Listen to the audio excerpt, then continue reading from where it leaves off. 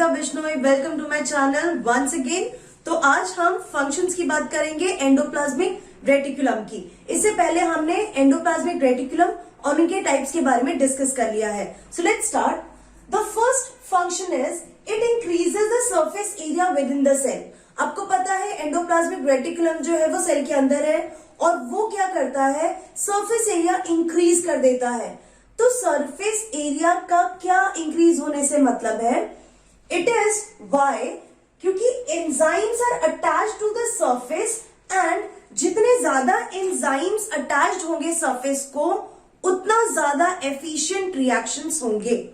Again I am telling you, endoplasmic reticulum का जितना surface expose होगा उतने ज्यादा एंजाइम उस पर अटैच होंगे और उतना ज्यादा एफिशिएंटली ये एंजाइम्स वर्क करेंगे। So this is the first function. Second is lumen collect protein and enzymes. जो ल्यूमेन होता है वो प्रोटीन्स और एंजाइम्स को कलेक्ट करता है और फिर उनको ट्रांसपोर्ट करता है to the other parts of the cell. तो इसका काम है कलेक्शन का भी और इसका काम है ट्रांसपोर्टेशन का भी। Next is contribution in.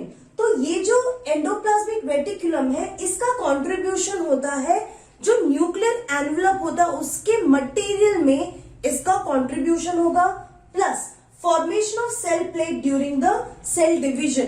तो जब भी सेल डिवीजन स्टार्ट होता है तो सेल डिवीजन स्टार्ट होने के टाइम पे सबसे पहला जो सेल प्लेट बनता है जिसके बाद जो middle lamella and primary walls बनते हैं। तो ये जो सेल प्लेट है इसका फॉर्मेशन में भी एंडोप्लाज्मिक रेटिकुलम का बहुत मेजर फंक्शन है। देन अब हम बात करते हैं स्मूथ एंडोप्लाज्मिक रेटिकुलम की। Smooth endoplasmic reticulum is there in the muscles and muscles में वो बहुत इंपॉर्टेंट रोल प्ले करता है and that will be called sarcoplasmic reticulum and it is a reservoir of calcium ion. Calcium ion release करेगा cytoplasm में। तो calcium ion कहां पे प्रेजेंट होता है, सार्कोप्लाज्मिक रेटिकुलम में। जब सार्कोप्लाज्मिक रेटिकुलम कैल्शियम रिलीज करेगा साइटोप्लाज्म में, then muscle contraction process will start. तो हो गया स्मूथ एंडोप्लाज्मिक रेटिकुलम का बहुत इंपॉर्टेंट फंक्शन मसल सेल्स के अंदर। देन अगेन जो स्मूथ एंडोप्लाज्मिक रेटिकुलम है that is present in the liver cells. Liver cells के अंदर ये जो स्मूथ एंडोप्लाज्मिक रेटिकुलम है ये क्या रोल प्ले करते हैं। सबसे पहला वाला है glycogenolysis, means breakdown of glycogen, और ग्लाइकोजन का ब्रेकडाउन होके ग्लूकोज बनेगा and glucose will be added to the blood. Second is smooth endoplasmic reticulum helps in detoxification.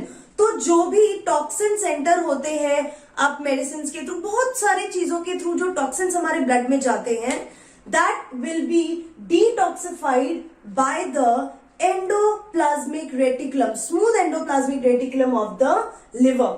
Plus it helps in metabolism of lipid and cholesterol. तो ये हो गया second, ये हो गया थर्ड। अब अगर मैं डिटॉक्सिफिकेशन की बात कर रही हूं तो आपको पता होगा, सपोज अगर मैं बात करती हूं अल्कोहल ड्रिंक करने की, तो जब भी अल्कोहल ड्रिंक करते हैं या कोई ड्रग्स लेते हैं, in that case these will be made water soluble।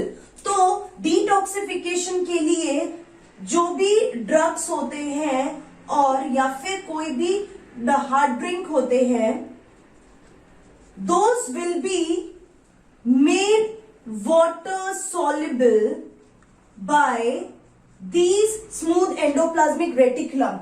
And एक बार जब वाटर सॉल्युबल हो जाता है it is excreted by kidney. तभी तो ये जो लोग ड्रिंक करते हैं या आप कोई भी ड्रग्स लेते हैं या अगर आप कोई हैवी डोज की मेडिसिन तक लेते हैं, the smell of the urine will change. Why? Because urine carries the detoxified chemicals. क्योंकि स्मूथ एंडोप्लाज्मिक रेटिकुलम जो है लिवर सेल्स के अंदर हेपेटोसाइट्स, इनको आप बोलेंगे हेपैट हेपेटोसाइट्स। तो हेपेटोसाइट्स के अंदर इनको वाटर सॉल्युबल बना के एक्सक्रीट करवा दिया जाता है यूरिन के फॉर्म में। तो ही यूरिन का जो ऑर्डर होता है that keeps on changing according to the drugs, alcohol and even if you are taking heavy medicine. Then metabolism of lipid and cholesterol. तो स्मूथ एंडोप्लाज्मिक रेटिकुलम है, it is involve in synthesis of lipid and cholesterols. Steroidal hormones भी बनाता है and in सब के लिए जो enzymes है those are present on the surface of endoplasmic reticulum. तो ये सारे एंजाइम्स जो है वहां सरफेस पे प्रेजेंट होके इन फंक्शंस को एफिशिएंटली करेंगे।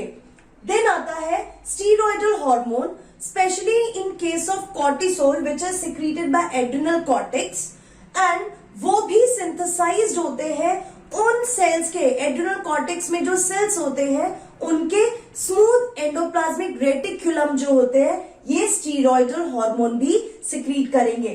Then it plays a very important role in synthesis of enzyme, और एंजाइम की सिंथेसिस में भी और ट्रांसपोर्टेशन में भी जो एंडोप्लाज्मिक रेटिकुलम है वो बहुत इंपॉर्टेंट फंक्शन प्ले करेगा।